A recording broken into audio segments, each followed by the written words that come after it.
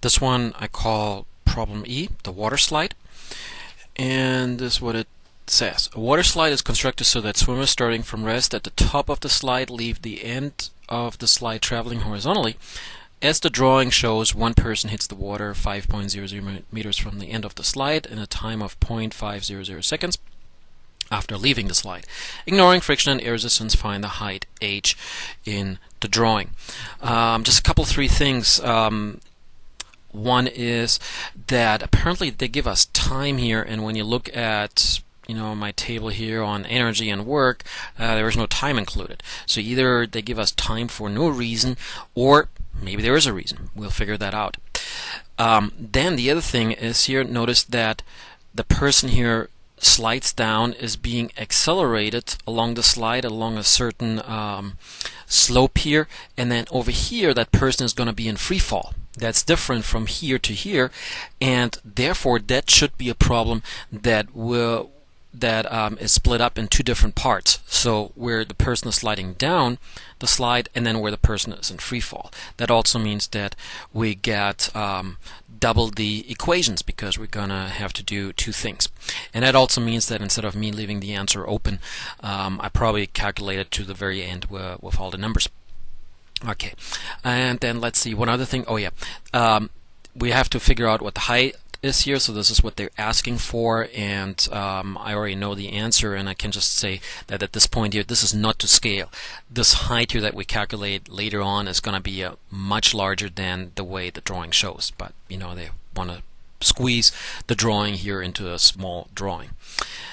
Okay, so let's see what we got. So h is what is being asked for. We know what g is.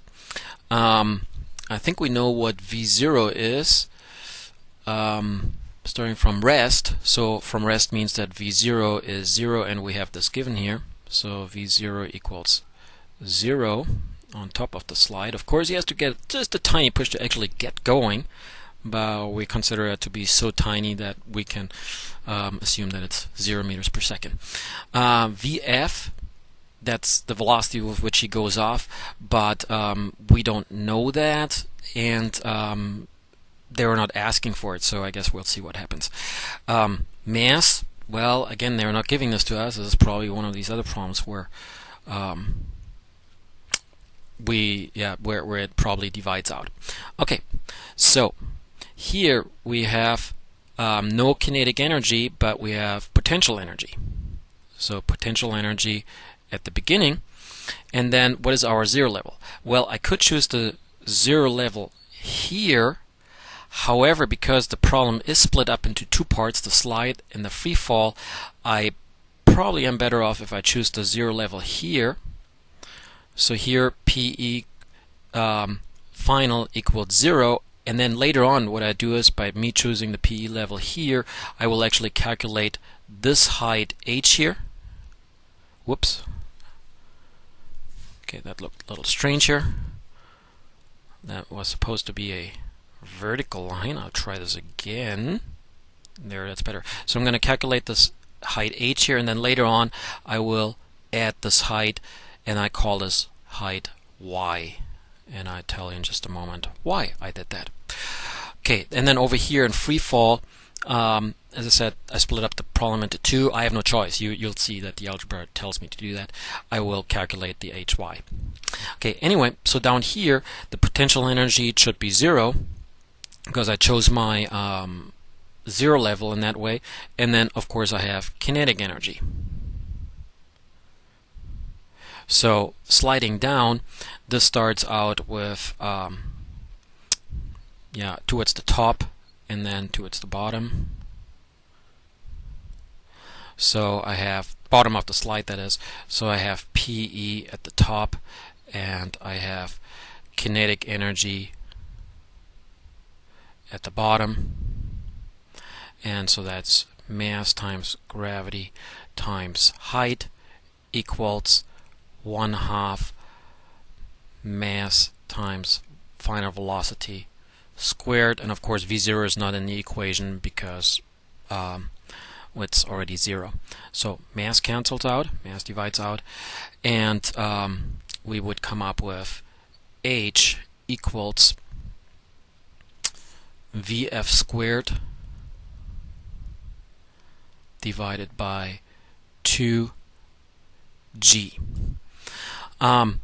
Now here, so we have height is what they want to know. We of course know what G is, but we have no idea what VF is because they didn't give it to us. They don't ask for it, but we don't know what it is. This is where the second part comes in. We can figure out what VF is, with which he goes off the slide, VF, if we apply what's over here. Well, what's over here is that we have a distance x given, and they gave us a time t of 0.500 seconds, is what they're saying. 0 seconds, and notice that if we divide these two, we come up with a velocity of 10 meters per second.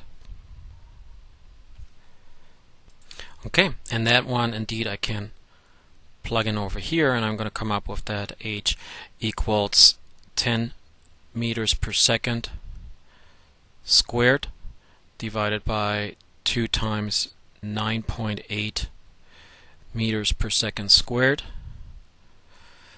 And so I'm going to have 100 divided by 19.6. That should be 5 point something, almost 5.0. Let me see about that. 100 divided by 19.6, and I come up with 5.10, and the unit should be meters because the second squared divides by the second squared, and then there's a meter squared divided by a meter here, so 5.10 meters. But that's the height between here and there, and I still need this height y here. Well, that's why I wrote the y, because these are actually the kinematic equations from a few chapters back, where I used that the velocity with which he goes off horizontally, that should be actually Vxf or Vx0, is x divided by t, because it's not being accelerated in horizontal. But in the vertical, it is being accelerated by gravity, so it's y in the vertical, y equals 1/2 gt squared. And then it could perhaps read plus the initial velocity in the y direction. However, they say he goes off horizontally, so that means in the vertical he does not have any velocity in the in any velocity in the vertical. Okay, so now here I'm going to plug in the numbers. So it's going to be 1/2 times 9.8 meters per second squared times 0.500 seconds, but I don't have the space to write this down here, so I'm going to do that way. And that equals, and then the second squared will cancel, so again I'm kind of with meters here, so this time around I have 1/2 times 9.8 is of course 4.9 times 0.5 squared, and I come up with 1.23 rounded, 1.23 meters, and then the total height h I could define as, or I do define as, h plus y, which is 6.33 meters. And if I would have been clever, I would have marked all of this one here in a different color, I guess.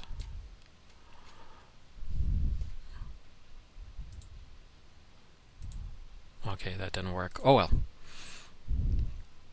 Okay. Okay, here I almost forget to mention that I interpret the result here of 6.33 meters. That's almost 20 feet, virtually 20 feet, actually, which means that, yeah, that drawing is definitely not to scale. So it's actually a pretty big slide, so 20 feet up, and then I don't know how long the slide is, 60 feet or something like that. So that's definitely not to scale.